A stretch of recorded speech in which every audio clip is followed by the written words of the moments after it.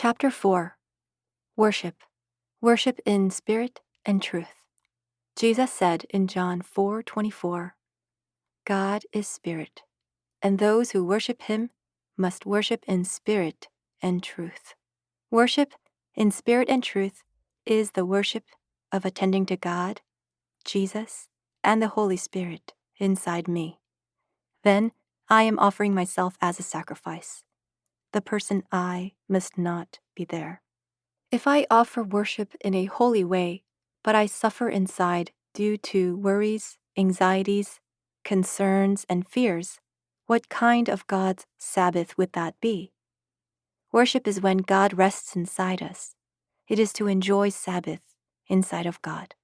Although the shape of worship towards God in the churches of this era is there, worship that is offered in spirit and truth is disappearing. God does not rest upon such shape. Worship is to meet God from inside myself. God, who is spirit and truth, rests inside man's spirit as the Word. So I must meet him from inside myself. To meet in the Spirit is the stir. The stir arises. If God enters, he changes everything. We must offer worship with a longing heart so that God can rest. God does not look at the flesh, but looks at our hearts. Church is not a place where a number of people are filled, but a place that wakes up the spirits in people.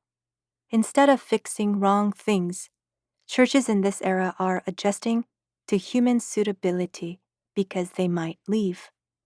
So how would people meet God and receive the blessing of heaven? Now, in the era of love, I must throw myself away and adjust to God. In order to receive the blessing of heaven, I must offer worship that he receives.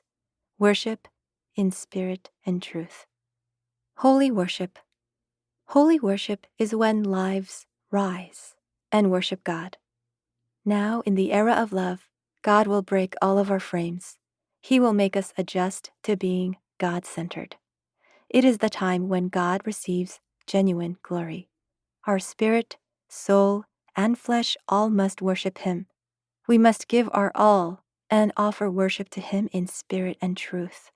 In holy worship, I do not spare myself. My sweat and blood go inside. I throw myself away and I offer up perfect blood and sweat to him. To become a worshiper in the era of love, a willingness to offer must come out of my heart. Holiness is freedom inside of God. For 6 days, he created and rested on the 7th day. That rest is holy. For 6 days, he created and rested on the 7th. Holy and rest are joy. He enjoys creation, so God must enjoy rest from inside us. He does not go into a house that has no thankfulness. He goes in search of a house that has thankfulness, and he gives it joy. This is holy. Holy is peace. It is that God and I have become one. Holy worship is heaven going inside the spirit that had darkness.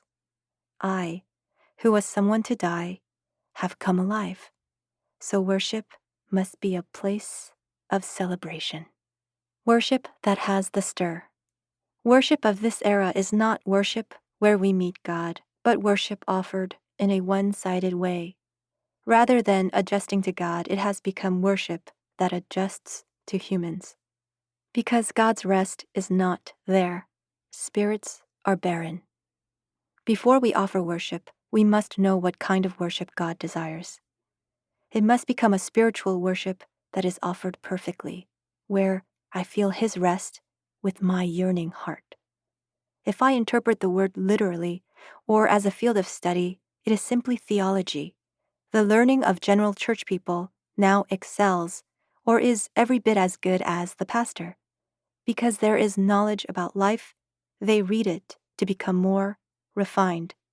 This is not to know God's heart, but is reading for one's own productiveness. This cannot become worship. When Jesus came to this earth with the gospel, sacrificial rites of the law changed. Through the law, God tried to change the inside of the spirit, but rather, certain Jewish people made their hearts into a hardened Jericho with that word. They became whitewashed tombs. So Jesus overturned the sacrificial rites of the law that was offered by sacrificing animals.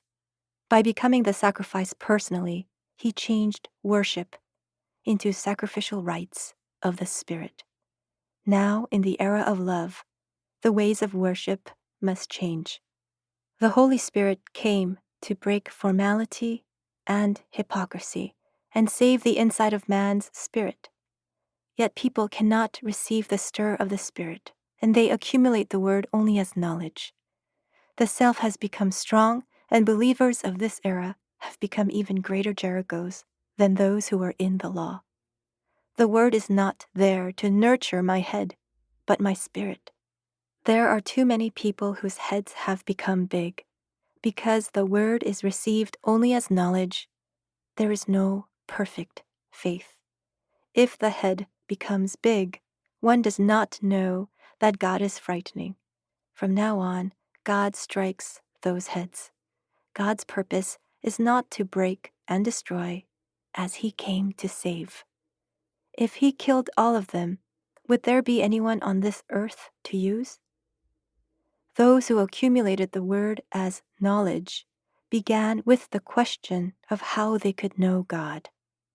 However, that caused their selves to become a hardened Jericho.